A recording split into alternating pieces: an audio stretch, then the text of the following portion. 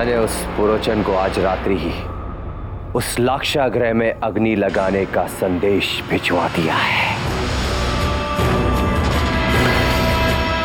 अब देखिएगा मामाश्री कैसे होता है पांडवों का संपूर्ण विनाश और हमारा पूर्ण विकास। भांजी, ये तुमने क्या किया? कम से कम एक बार अपने मामा श्री से पूछ तो लिया होता। हमें उस दूध को तुरंत वापस बुलाना होगा। प्रेरी! मामा श्री, ये आप क्या कर रहे हैं? क्यों बुला रहे हैं उस दूध को वापस? मर जाने दीजिए उन पांडवों को। तुम्हारे सारे प्रश्नों के उत्तर बाद में दूंगा, पहले मुझे उस दूध को बुलाने दो। प्रेरी! जो अभी अभी कक्ष से गए हैं उन्हें रोको, कहो हमने बुलाया है, फौरन। क्यों मामाश्री, क्यों? आपने योजना बनाई थी ना कि हम लाक्षागृह बनवाएंगे और उसी लाक्षागृह में उन पांडवों को जलाकर राख कर देंगे। तो अब क्या हो गया? कहीं ऐसा तो नहीं कि अचानक आपके हृदय में उन पांडवों के लिए स्नेह उत्पन्न हो गया है? हा? बस भांजे, बस। जिस दिन हथेली पर आम उगने लगेंगे उस दिन समझना तुम्हारे मामा श्री के हृदय में उन पांडवों के लिए स्नेह जागेगा। यही बात के समाप्त होने की, जैसे आधी रात को सूर्य नहीं उगता, जैसे पतझड़ में वन में मोर नहीं नाचता, उसी प्रकार हर बात का एक समय होता है, सही समय। वैसे ही पांडवों की मृत्यु का सही समय आएगा, अवश्य आएगा।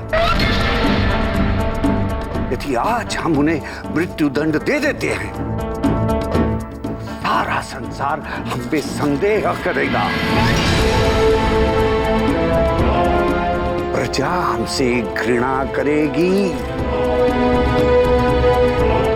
किंतु भांजिए, यही यदि एक सप्ताह के बाद शिव समारोह के समय उनके यहाँ अग्नि लगती है तो लोगों का ध्यान इस बात पर जाएगा ही नहीं कि ये दुर्घटनाएं थी या हत्याएं थी।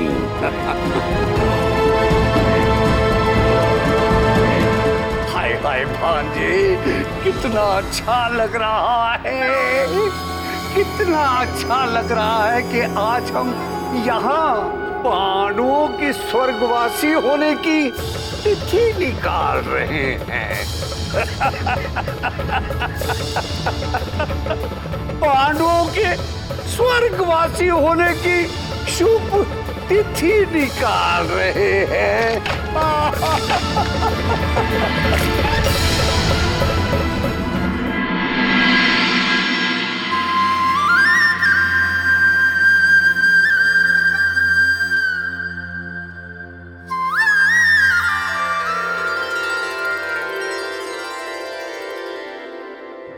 स्वामी, ऐसी मीठी मीठी सी हंसी क्यों? ऐसा लग रहा है जैसे जाने कितने रहस्य अपने भीतर छुपाए हो ये हंसी।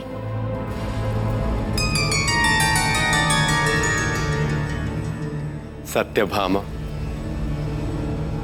मैं तो दुर्योधन और शकुनी की अज्ञानता पर हंस रहा।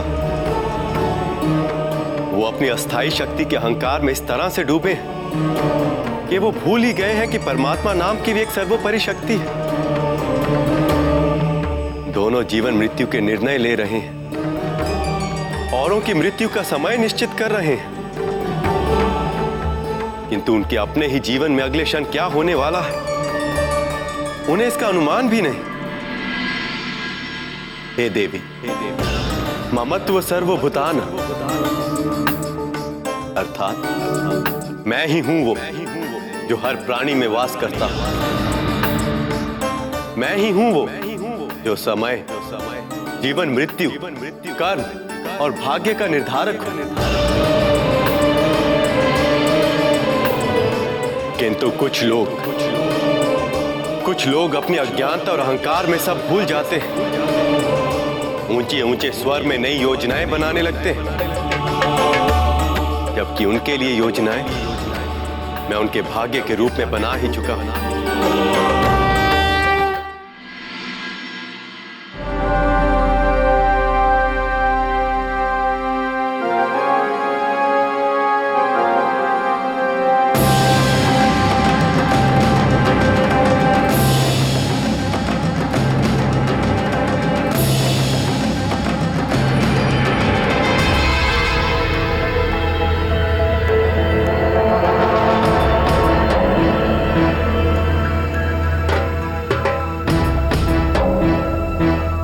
आज के लिए इतना बहुत है। अब हम विश्राम करना चाहेंगे। जैसी आपकी आज्ञा है।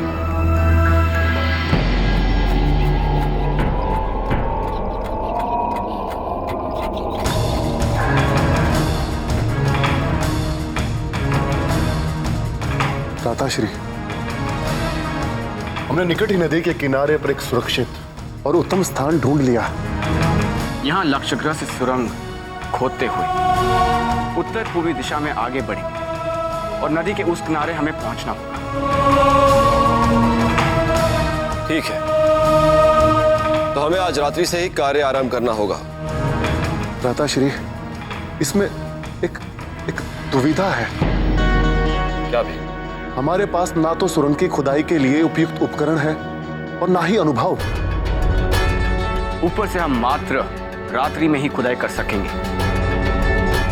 सारी बातें जोड़कर देखा जाए तो कम से कम 1 मास का समय हमें लगेगा इस खुदाई को पूरा करने के लिए, और हमारे पास इतना समय नहीं। शत्रु को अवसर मिलते ही लाक्षागृह को आग लगाने की कोशिश करेंगे। इसका हमें सिर्फ एक ही उपाय दिखता है। हमें एक सक्षम खनिक एवं एक ऐसा दल ढूंढना होगा जो हमारी इस कार्य में सहायता करे। भ्राताश्री, किंतु कैसे जाने हम कि हमारा मित्र कौन और शत्रु कौन?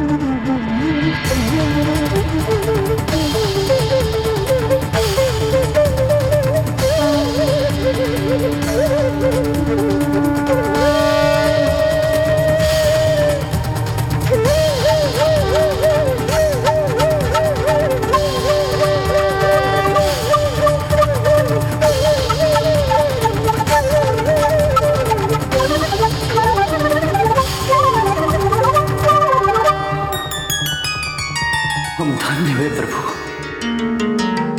जो साक्षात ईश्वर के दर्शन हुए। आज्ञा करें प्रभु, आज्ञा करें।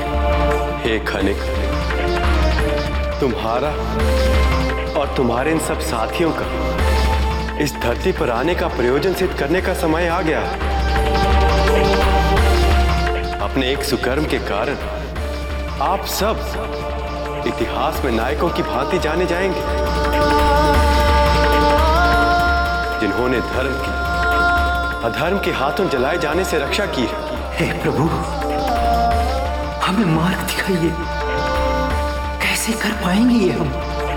खनिक, तुम सबको कल शिव मंदिर में जाना है। वहां पर हुआ मां कुंती और उनके 5 पांडव पुत्रों से मिलना है। आप उन्हें जाकर कहिएगा कि आपको उनके काका श्री विदुर ने उनसे मिलने के लिए भेजा है। और आप सब वही कर सकते हैं जो वन में आग लग जाने पर एक चूहा करता है। शेष वो सब समझ जाएंगे।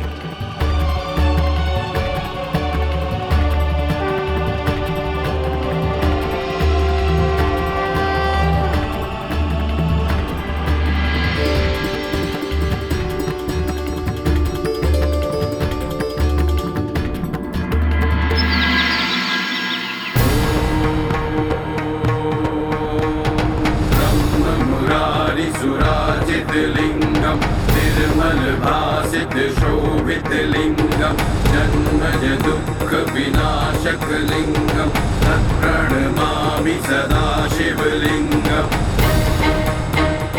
आप सब यहीं विश्राम करें। युवराज, किंतु हमें राजकुमार दुर्योधन ने यह आदेश दिया था कि ये सेना प्रधान भ्राता युधिष्ठिर युवराज है, दुर्योधन नहीं।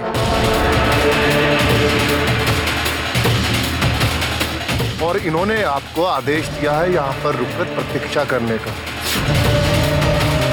अतः आप यहाँ पर रुककर प्रतीक्षा करें, अन्यथा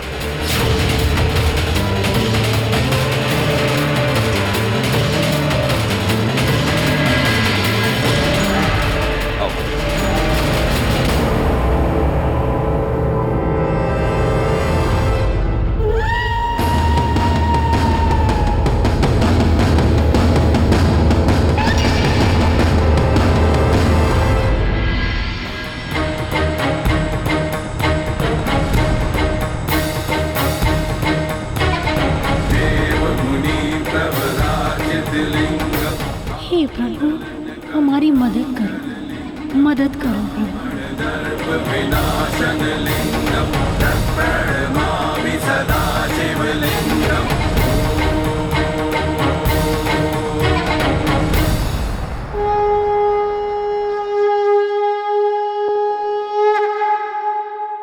युवराज युधिष्ठिर को हम सब की तरफ से प्रणाम।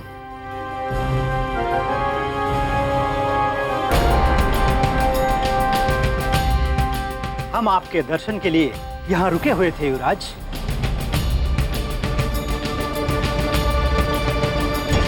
हे युवराज, हमने और हमारे पूर्वजों ने आपके पिताजी की, हस्तिनापुर के राज परिवार की पीढ़ियों से सेवा की है। अब हम अंतिम श्वास तक आपकी सेवा करने के लिए आपके सामने हैं। श्रीमान, आप कौन हैं? अपना परिचय दें। क्या करते हैं आप? युवराज, हमारा कर्म ही हमारा सच्चा परिचय है। हम वारणा व्रत के सर्वश्रेष्ठ खनिक हैं।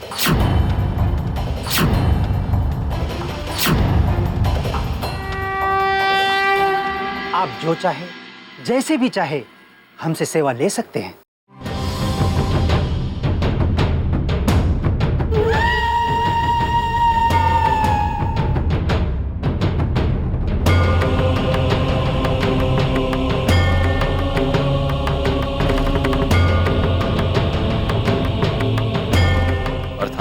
युवराज, कुछ भी करवाइए हमसे।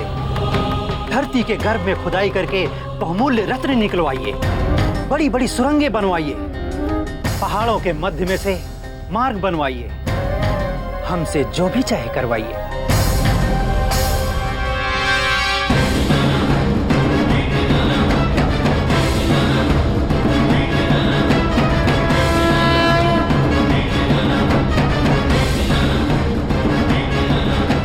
हमारे साथ लाक्षागृह चलिए, भोजन कीजिए, वहीं बैठ और वार्तालाप करेंगे।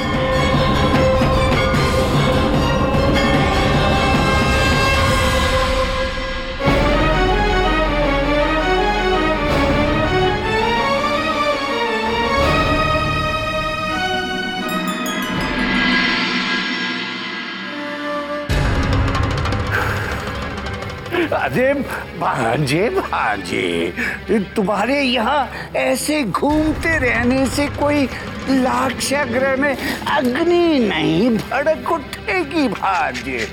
चलो चलो, थोड़ा भोजन कर लो। प्रतीक्षा नहीं हो रही है मामा श्री।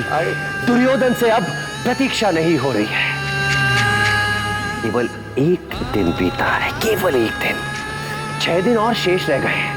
उन पांडवों की मृत्यु का शुभ समाचार सुनने में अब आप ही बताइए कैसे प्रतीक्षा करूं मैं?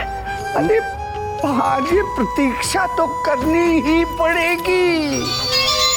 देखो भांजे, जो कुछ भी हो रहा है हाँ हमारी योजना के अनुसार ही हो रहा है। कहीं तुम्हारा ये उतावलापन सब कुछ बिगाड़ के ना रखते भांजे। केवल 6 दिन ही तो बचे हैं, केवल 6 दिन, और 6 दिनों के पश्चात ये कुंती पुत्र, इनका नाम तो केवल इतिहास में स्वर्ण अक्षरों में ही लिखा जाएगा।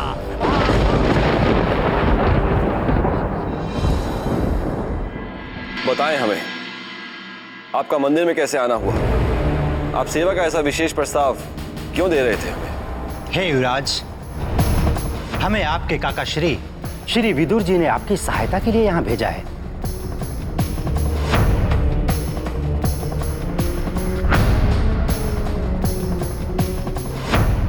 किंतु मैं आपकी इस बात का विश्वास कैसे करूं? युवराज, उन्होंने हमसे कहा है कि हम आपसे ये कहें कि हम आपके लिए वो कर सकते हैं जो वन में आग लगने पर चूहा अपनी सुरक्षा के लिए करता है।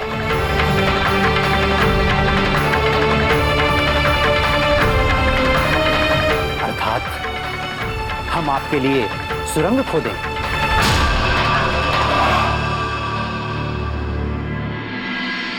हे खनिक, इस सहायता के लिए हम आपके ऋणी हो गए। लज्जित ना करें युवराज, ये हमारा कर्तव्य ही नहीं, हमारा धर्म भी है। हे युवराज, कुछ खनिक लक्ष्य ग्रह के भीतर से आज रात ही खुदाई आरंभ कर देंगे और कुछ खनिक नदी के किनारे से इस ओर की खुदाई आरंभ कर देंगे, और सब कुछ ठीक रहा तो 1 सप्ताह के अंदर ही लक्ष्य ग्रह के सुरंग का निर्माण हो जाएगा। पर भ्राताश्री, ये हमारे महल में प्रवेश कैसे करेंगे?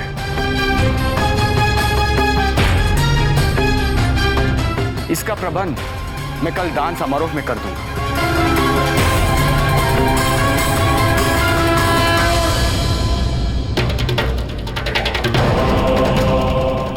कृष्णा, जानती हूँ कहीं ना कहीं ये तुम ही हो जो हमारे सहायक, हमारे रक्षक, हमारे प्रभु के रूप में हमारा साथ दे रहे हो। जब तक तुम साथ हो कोई भय नहीं मुझे।